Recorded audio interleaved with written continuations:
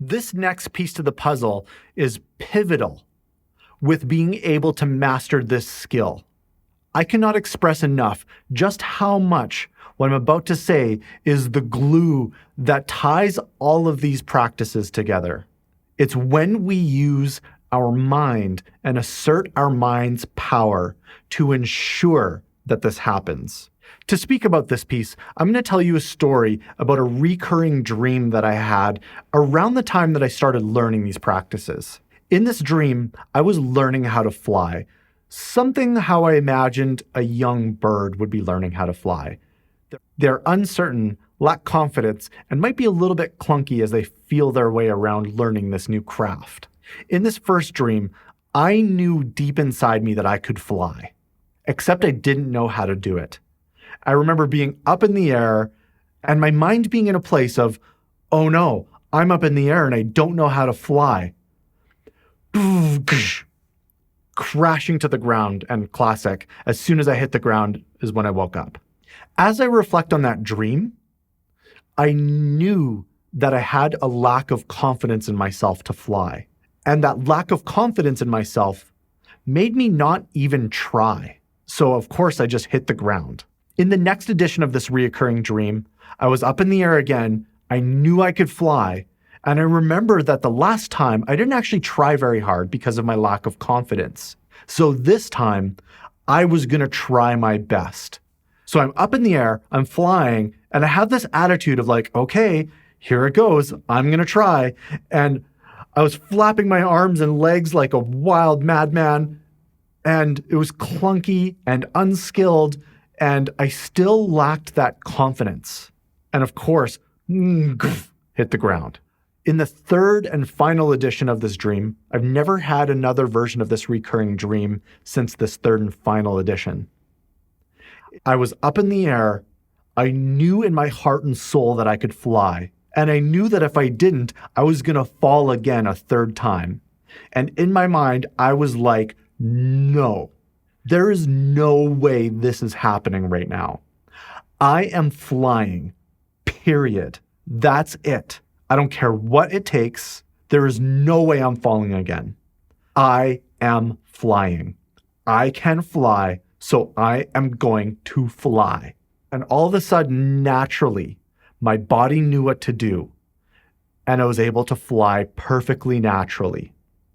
It was as if my solid, firm, rooted knowing and intention that this is how things were going to go was the very thing that unlocked my ability to do it. I get chills and my hair's kind of standing up on end telling the story. This lesson for sure applies to learning how to have multiple orgasms and circulate energy through our body. We might start with no confidence, and within that unconfidence and lack of development and skill, make mistakes, and it's clunky and a bit jarring, and we might even lose confidence in ourselves. If we have the attitude of, okay, I know that men are capable of doing this with their bodies. I don't know how yet, but I'm going to try. That's the next step. There's an empowered step in to making this reality happen for us. That is still not enough to take us all the way to mastery, however. It's great practice ground because it keeps us on the path, it keeps us practicing, but it's a few steps shy of mastery. Once we've practiced, we know the techniques and we're familiar with it and we can do it even on a semi-regular basis, that is enough to take us to the finish line, where we can get to a place where we align our conscious, focused presence with no, there is no other way this is going. This is what is happening. I can do this. There's a quality of a firmly rooted decision that is unswayable. When we bring that energy to this practice, magic happens. There's been so many times engaging with lovers where I had an insecurity or a little bit of a doubt. My arousal rate went sky high through the roof, way too fast, way more than I was accustomed to. I was nearing the point of no return. And I was in a place of like, okay, I hope I can do this. I hope I can do this. I really don't want to end the lovemaking occasion right now. I want to do this. Hopefully I can do this. I'm going to try. And boom, I spill over to ejaculation. Magic happens when I'm engaging in a sexual encounter and I make the decision, no, I am not ejaculating, period. That is the final say in the matter.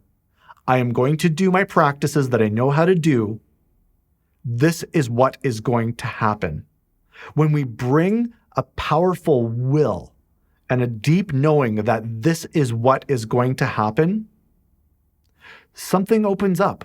A new possibility opens up that wasn't previously there when we did have that self-doubt or lack of confidence. That doesn't mean our arousal rate might not skyrocket quickly. We might approach the point of no return quickly. But if we align the lovemaking occasion with a firmly rooted decision that we are not ejaculating, it points the ship in that direction. And it creates the space for the lovemaking occasion to go down that way. When we have a lack of confidence, it creates the space for the lovemaking occasion to end faster. This technique is really about using the power of our mind to direct our ship. Now, I'm going to be the devil's advocate with myself for a moment, because it is possible to force our mind so fixated on a particular result that that can actually be a narrow view of reality. Sometimes our body actually wants to ejaculate. Maybe it's stored up too much life force energy, and an ejaculation is appropriate to help us be in a state of energetic homeostasis, as I like to call it, or a state of energetic equilibrium. Sometimes an ejaculation can be beautifully serving for balancing out our energy.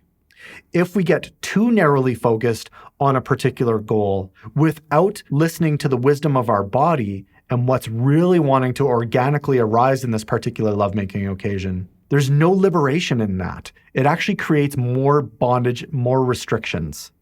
It keeps us in chains to our particular goal or objective that we're really attached to without being present and available to how life is actually wanting to unfold. So it's a beautiful paradox. We can use the power of our mind and be rooted in our firm decision. And at the same time, we need to be flexible and available to what the present moment is offering or suggesting to us.